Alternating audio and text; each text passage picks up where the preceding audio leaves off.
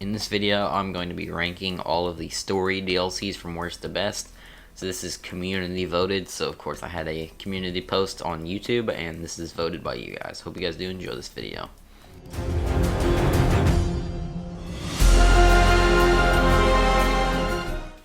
Voted in at last place was Genesis Part 1, the DLC that came out last year in February of 2020. This map was a very different map, having all kinds of different concepts. The main concept of the map was it was in a simulation, which had glitches and different types of missions and stuff like that. You had the HLNA bot that would follow you around, and then that would allow you to do different missions and buy stuff from the Hexagon store. In order to get Hexagons, you would do missions, and then that would allow you to buy stuff from the store. Also, this map had 5 biomes: the lunar, the Arctic, the volcanic, the ocean, and the all the other ones. There's just 5 of them, and you had to teleport between each map, and it was a very different concept. And the map was pretty small if you added up all of the area. It's one of the smallest maps in the game, which I guess isn't that bad. It had a lot of cool creatures like the Ferox and the Bloodstalker and all of that, which I definitely think were cool creatures, but all the other, stuff like the missions taking up space on the map, which would make it to where you couldn't build on servers where the missions were, which took up a lot of the build space, which a lot of people didn't like. This map wasn't really good for PvP either. Of course, a lot of PvP players were mad when this map came out. Another thing I like about the map, though, is that it is the boss fight, the Master Controller, is probably one of the best boss fights in the entire game. There's a lot to it. It's probably one of the hardest ones in the game, but of course, like I said, it has got a lot, and then you have to do it on the foot, and I think it's just a really good boss fight overall. So voted in at last place was Scorch Dirt. I don't think this voting was deserved. Honestly, I think it should have been higher on the list, but I guess I'll give some of my reasons on why it's at this low and why it should be a bit higher. First of all, the reasons I like the map: of course, it is a very challenging map, and it gives a very different experience. Of course, right off the gate, you're in a desert which has full of hostile environment and hostile creatures trying to kill you. It's super hot, and there's different types of storms like the sandstorm, the lightning storm, and the heat stroke. All of these will hurt you in different ways. But some of the creatures were absolutely amazing. Like the wyverns are probably my favorite creature in the game, and this was the first map to ever introduce them, having the fire, the poison, and the lightning. It also had the rock elemental and some of the other cool creatures that have been in future maps, and that were probably one of the coolest creatures in the game. This map also has the first wyvern trench as well, of course coming in with the wyverns.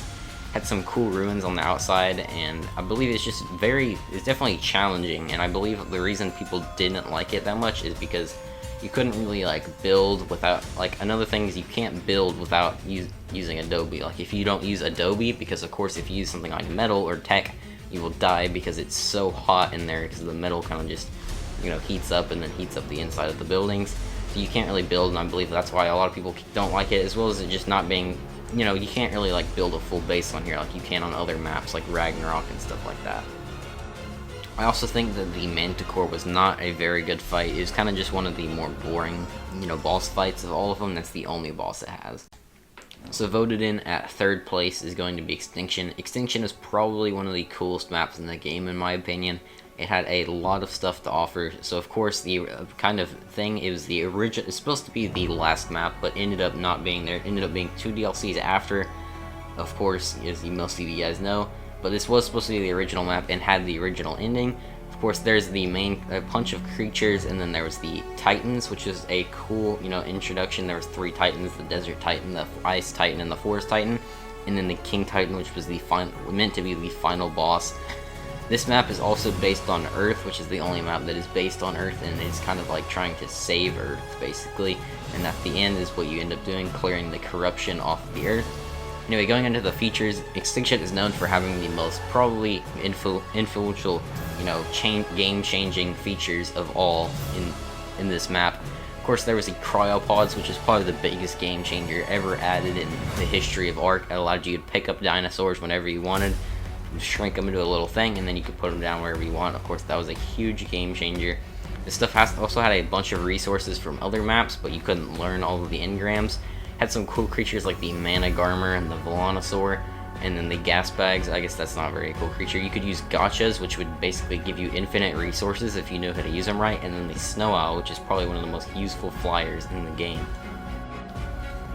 So of course, this Extinction wasn't the biggest map, but it definitely wasn't the smallest map either.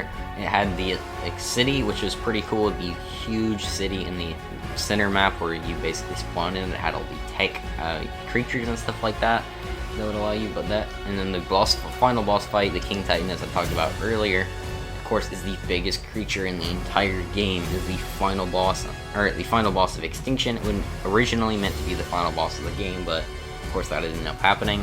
But I definitely think this is a really cool final boss fight. But yeah, that is Extinction. So voted in at second place is going to be Aberration. I definitely think this is a very well-deserved pick to be in second place. This was the second ever expansion pack, and it had a ton of stuff. The map was based in a gigantic cave, or is basically an underground map. But the thing is, it was basically on a ruined ark that had been corrupted. Of course, the main boss being Rockwell, which is the first time we ever got to see Rockwell, and he would be huge later on in the story in Genesis Part 1 and Genesis Part 2, as we'd see in the future. This map had some of the coolest creatures, like the Rock Drake, which is probably one of my favorite creatures, as well as the Wyvern, and then it also had the Reaper, which is another one of those great creatures. Of course, there's a few biomes. You could go onto the surface, which would basically be on fire during the day, and at night was the only place you could go there, and you could get some crazy drops. As you can see here, there was the cool introductions like the glide suit, and then the climbing picks, and then the zip lines and stuff like that. And then there's the if you go to this minor, there's the blue area. I can't remember exactly what it's called, but it's got some pretty cool stuff in there. And overall, there's just a ton of diverse biomes that you can go into, and it's probably one of the harder maps, as well as along with Scorch Dirt, which is another very hard map, but that is Aberration. Voted in at number 1 is going to be Genesis Part 2, which just came out last week, and I can definitely agree this is probably one of the best maps in the entire game. So there's a ton of reasons for this, but there's, of course, the new creatures like the Shadowmane, the Voidrim, the Astrodelphus, the Maywing, the Noglin, all of those are just great creatures and have a lot of stuff you can do with them. This map is based on a spaceship flying through space and is corrupted by Rockwell. Of course, this is the final map leading into Arc 2. And the DLC and the cutscene and all that was very great as well. But the reason why this map is probably so good is because it literally has almost everything in the entire game. You can learn every engram, which is the first map to ever allow you to learn every single engram in the entire game. There's also a ton of DLC creatures from all the other maps, like the Bloodstalker, the Managarmr, the Ferox, and all these other creatures, the Rock Elemental. I mean, most of the DLC creatures are in here except for probably Wyverns and Rock Drakes, and there's even the R variants of other creatures like the Reaper and Giga, which is a very cool addition as well. The final boss fight, which is Rockwell Prime, is probably the best boss fight in the game, and of course the final one is very cinematic and has a lot of lore leading up to it, and then going into the end cutscene, like I said earlier, is probably one of the cooler cutscenes in the entire game. Another thing about this map is you start out with the exosuit, or the tech suit, which is definitely different. A lot of people didn't like that because, of course, it would, makes the game easier. But in my opinion, it's very fun for somebody that's been playing the game for so long. It kind of, mixes it up. And the map is designed with the tech suit in mind.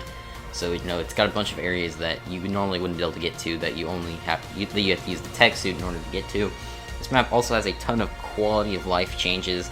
Like the ammo box, being able to fill up stuff, and the egg incubator hatching different things. They got the surveillance console that can literally, have cameras around the map, as well as the missions on screen, being probably one of the coolest, mission systems we've ever gotten. Because each mission has its own storyline, its own set of, VR creatures and stuff like that, as well as some of its own bosses, like the experimental Giga, and then some of them you could even play on the bosses, like the Dragon and the Dodorex and the Broodmother. And all kinds of stuff like that, which you've never actually been able to do in a full map like that. But anyway, that is going to be it for this video. If you guys did enjoy this video, make sure to leave a like and also subscribe. Thanks for watching, and bye.